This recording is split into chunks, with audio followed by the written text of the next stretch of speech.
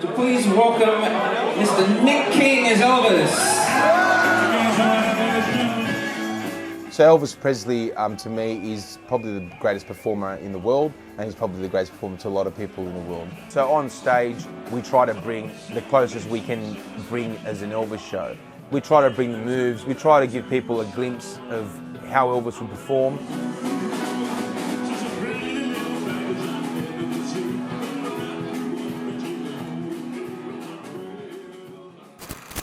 Elvis Presley, aka the King of Rock and Roll and cultural icon of the 20th century, remains one of the best-selling music artists of all time. He passed away some 45 years ago, yet for his biggest fans in Australia, they're not content with just commemorating their king's legacy, they're determined to keep the spirit of the entertainer very much alive.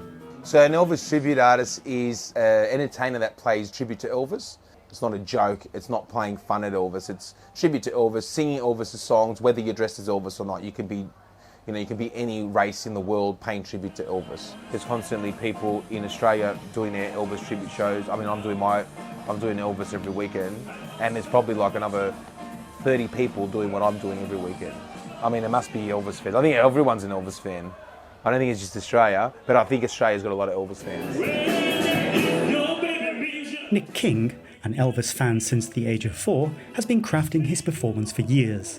The classically trained singer was crowned Australia's Ultimate Elvis Tribute Artist winner in 2017, going on to represent Australia in Memphis, in the USA, as top 20 in the world. You have to be a good singer, because if you're a good singer and you're not really dressed like Elvis, people go, oh, that's amazing, and you can still bring joy to people. Being a great singer is just part of his success, while the look completes the package. Elvis's iconic jumpsuits were a trademark of his live acts. For tribute artists, owning multiple replica suits is the mark of a true professional. Artists change jumpsuits depending on what phase of Presley's career they are performing. The Elvis look is then crowned with some creative touches. It's all fake. So all the hair and makeup, like obviously we've got makeup on, we try to make, like for the stage and for the lights, the hair is a wig, the sideburns, they stick on. I mean, some people have got good hair to get the right look, but the majority of Elvis tribute artists, they've got like professional wigs, professional sideburns. On the weekend they get done up for the shows, they get done up, and then when they're not doing the show, most of them don't look like Elvis.